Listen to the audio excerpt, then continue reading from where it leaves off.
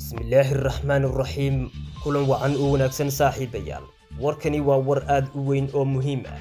waa maxay xiriirka ka dhaxayn kara Somaliland iyo Israa'iil maxay u daneynaysaa in ay saldhig military ka samaysato Somaliland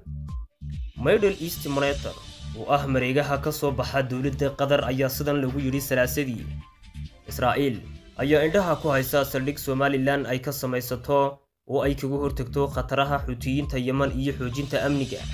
Yemen iyo marin biyoodka Baabul Mandab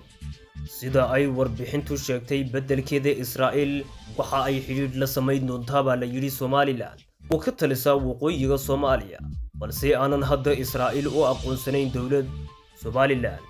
waxa ay ku taalaa gacanka cadmeed iyo meel u dhow halka laga soo galo marin biyoodka Baabul Mandab halkaasi oo ay maraan ku dhawaado 3 meelood oo meel xamuulka badda ee dunida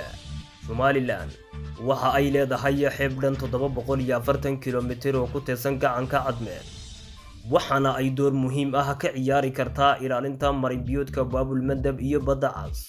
ee budhcadbadeeda argagixisada iyo tahriibka ayaa lagu yiri qoraalkan